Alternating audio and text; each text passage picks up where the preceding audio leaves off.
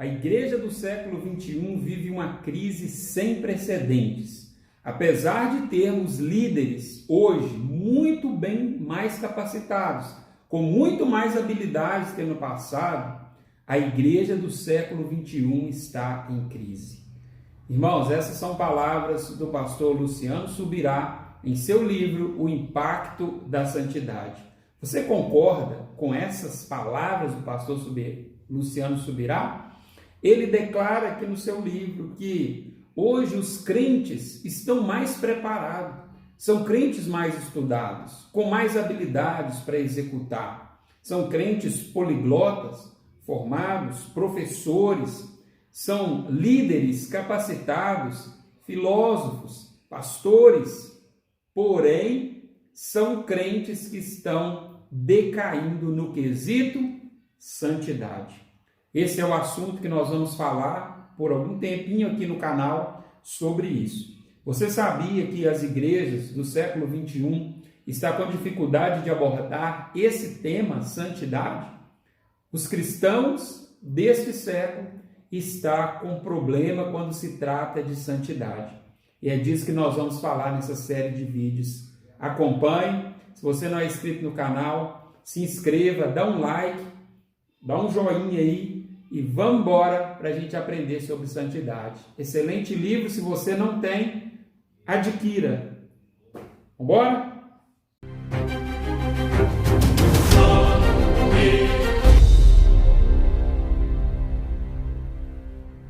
A Bíblia nos diz, irmãos, que nós fomos chamados por Deus. Mas antes de executar essa missão, antes de fazermos alguma coisa, nós precisamos ser.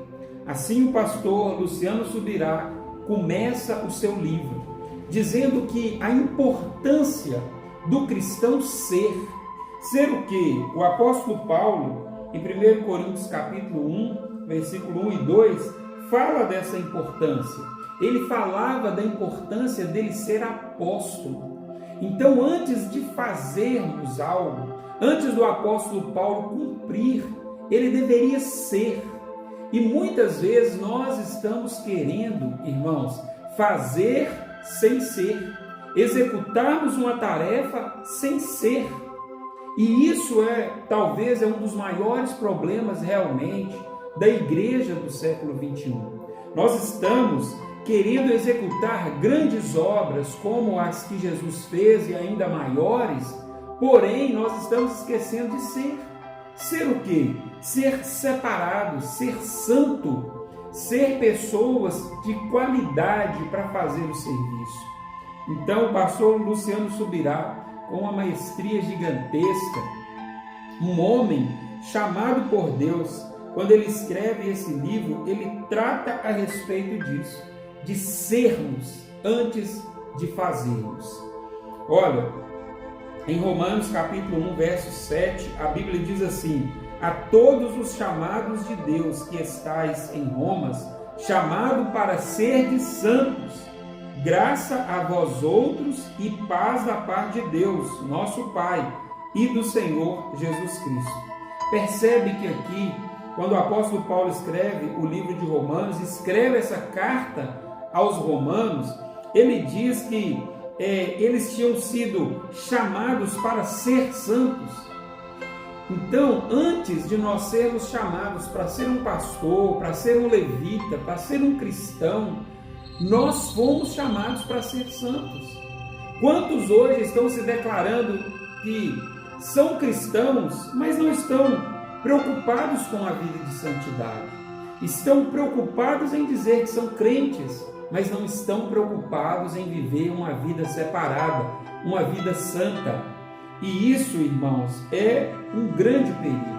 Nós precisamos preocupar com essa separação que Deus quer de nós, com essa separação do mundo, de sermos pessoas preparadas e separadas por Deus. Nós precisamos executar a missão, porém precisamos ser santos, ser separados das coisas desse mundo. Você concorda com isso? Às vezes tem pessoa que pensa que Deus tem um padrão de qualidade para um pastor e um padrão de qualidade para uma pessoa, para um crente ou para um líder.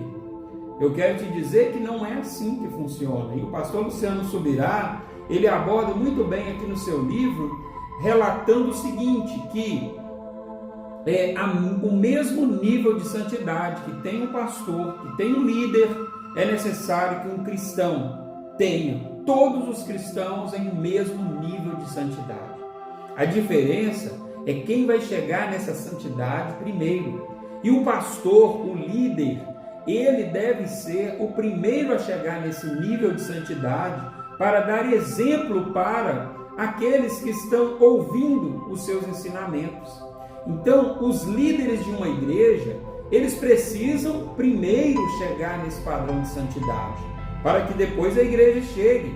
Mas não significa que os outros crentes que estão ali não consigam alcançar esse padrão de santidade que os seus líderes alcançaram. Isso é claro e precisa ficar claro para todos nós, porque a Bíblia diz que sem santidade ninguém verá a Deus. E é necessário que todo crente, ainda que seja mais demorado, mas ele alcance o nível de santidade dos seus líderes. Existe um padrão divino, existe um padrão de Deus para os seus filhos, e esse padrão é a própria santidade de Deus.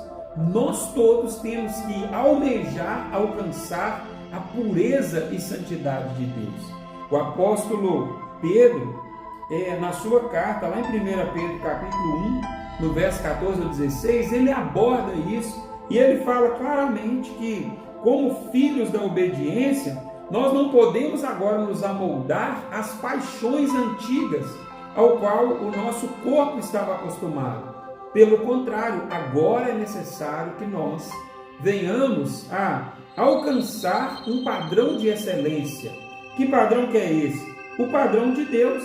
Porque agora, irmãos, nós não estamos mais na ignorância. Agora nós não estamos vivendo aquela vida ignorante, longe, sem entender o que Deus quer de nós.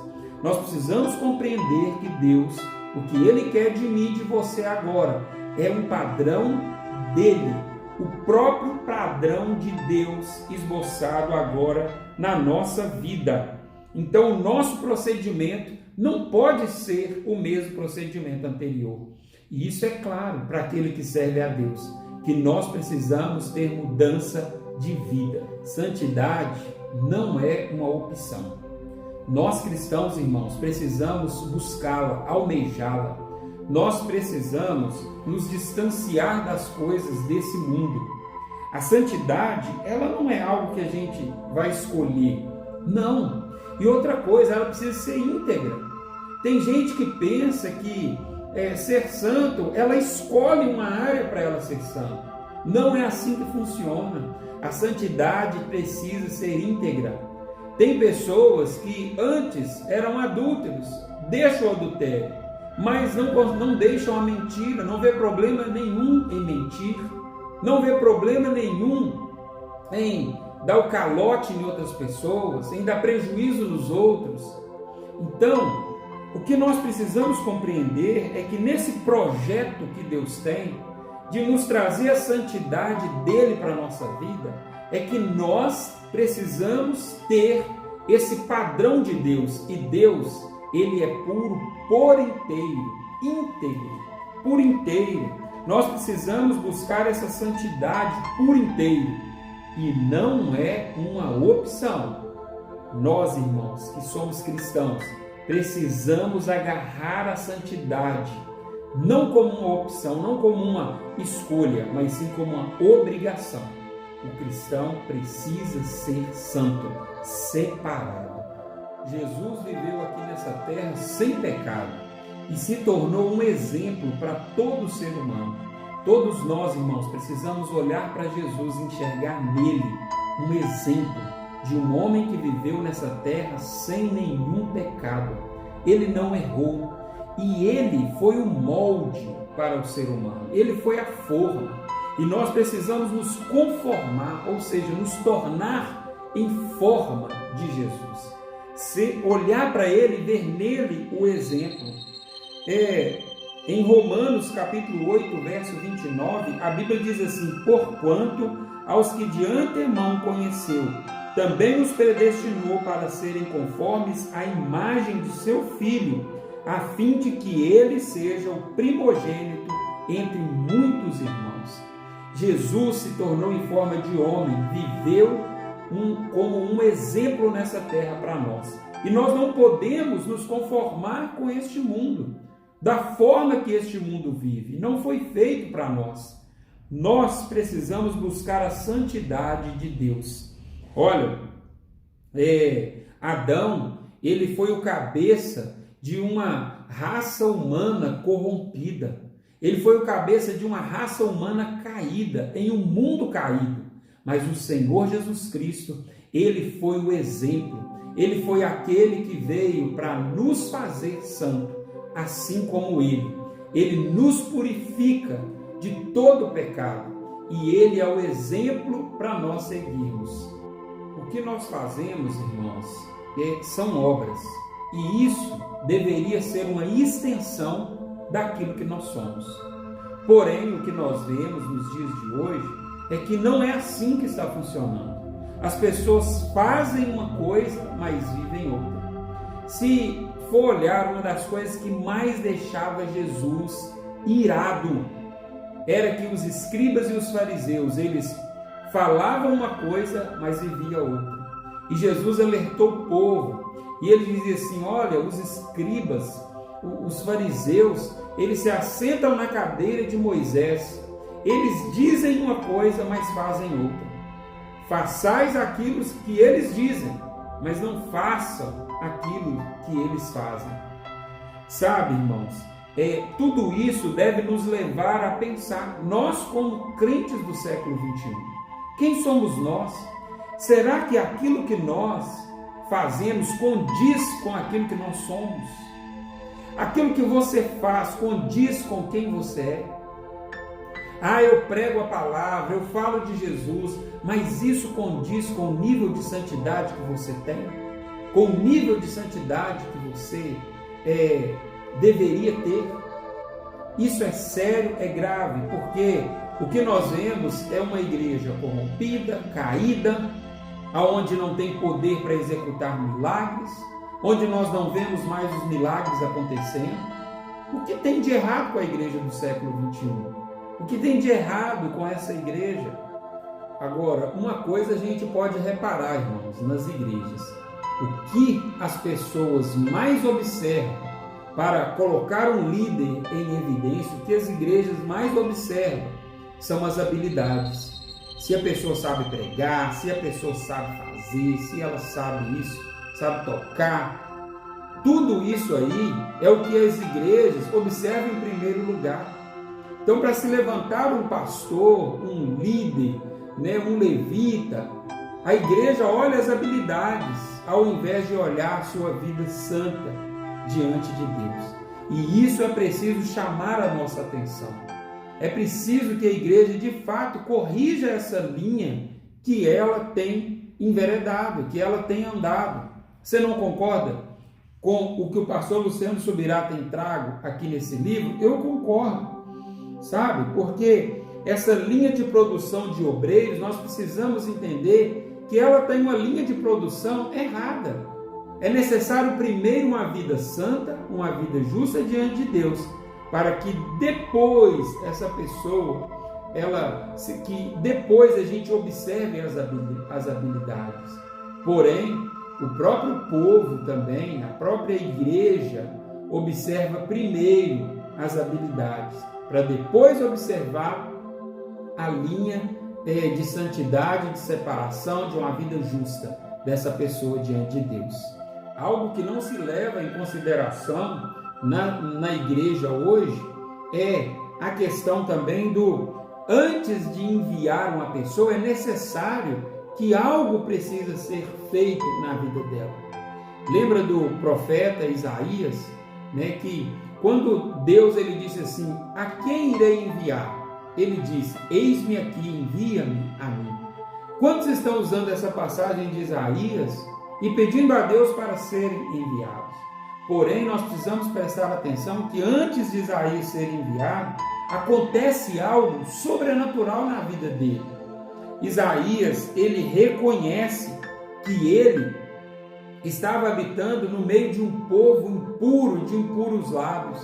E quando ele reconhece isso diante de Deus, ele diz: Senhor, eu estou habitando no meio de um povo impuro, de impuros lábios. A Bíblia diz que um serafim voa para o lado de Isaías, pega ali, coloca brasa na boca de Isaías, purificando ele. Sabe, irmãos, antes de sermos enviados, nós precisamos compreender e pedir a Deus que nos purifique, reconhecendo em nós, olhando para nós e vendo as nossas impurezas, os nossos erros, os erros da igreja, aonde nós estamos caminhando, que nós precisamos ser transformados. Isaías observou isso e ele viu que ele precisava de uma qualidade melhor na sua vida. E ali Deus purifica os seus lábios. Isso é muito necessário que nós, como igreja, precisamos observar antes de querer produzir um monte de coisa. E olha, o livro e nós não estamos dizendo aqui que não é necessário haver produtividade. Pelo contrário, a Bíblia, lá o apóstolo Paulo diz em 1 Coríntios capítulo 15, verso 58, que é para a gente ser firmes e inabaláveis e sempre constantes na obra do Senhor. Nós precisamos estar sempre produzindo na obra do Senhor, fazendo, produzindo, porque o nosso trabalho no Senhor não é em vão. Porém, irmãos, abandonar a santidade, abandonar aquilo que é o principal para fazer aquilo que é secundário é muito e muito errado. Amém? É isso que esse livro está nos trazendo aqui no seu primeiro capítulo, irmãos. Esse primeiro capítulo, ele diz o chamado para ser santo. Próximo vídeo eu vou falar sobre o segundo capítulo, que diz 3 níveis de santificação. Então, são estudos profundos que nós vamos trabalhar. Eu sei que muita coisa, às vezes, aqui vai doer na gente quando fala de santidade, mas é para doer mesmo. Sabe, antes de encerrar esse vídeo, eu queria contar uma história para você, para ilustrar tudo que nós falamos. Tinha uma mulher que ela disse assim: olha, eu vou preparar para Deus um grande presente. E quando eu me encontrar com Deus, eu vou entregar para Ele esse grande presente que eu estou preparando. E essa mulher, ela separou a sua vida inteira para construir esse grande presente para Deus. E ela deu o seu melhor. Ela fez tudo que ela podia. Ela investiu valores. Ela fez tudo para construir aquilo que ela mais sabia, que ela tinha o dom, que ela tinha habilidade para fazer. E ela fez um grande bolo de chocolate para entregar para Deus. E no dia que ela foi se encontrar com Deus, ela chega diante de Deus com aquele grande presente, aquele grande bolo que ela julgava ser lindo e maravilhoso. E quando ela chega para Deus e ela entrega aquele bolo para o Senhor, ela fala: olha, Senhor, o que eu preparei para o Senhor foi o melhor das minhas mãos. Olha o que eu entreguei, olha o que eu fiz. Durante toda a minha vida eu me dediquei para entregar esse bolo para o Senhor. Essa história conta, essa ilustração conta, que Deus olhou para aquela mulher, pegou o bolo, olhou para a mulher, olhou para o bolo, e Ele disse: ô minha filha, eu não posso aceitar esse bolo. E ela disse: mas por que, Senhor? Eu fiz com tanto carinho para o Senhor. Ele fala: porque eu nunca gostei de chocolate. Eu não como chocolate. E você fez um bolo de chocolate. Você poderia ter me perguntado antes. Você poderia ter procurado saber. Mas eu não como chocolate. E a história conta que aquela mulher saiu triste da presença de Deus. Sabe, irmãos, antes de nós fazermos algo para Deus, antes de entregarmos para Ele grande produtividade, é necessário que eu e você nos preparemos, olhemos para nós mesmos, perguntemos para Deus o que é para nós fazermos, porque corre um grande risco de fazermos grandes coisas, mas essas coisas nunca serem aquilo que Deus queria que nós fizéssemos. Eu vou ficar por aqui com esse vídeo, que você reflita, que Deus abençoe a sua vida, em nome de Jesus. Tchau!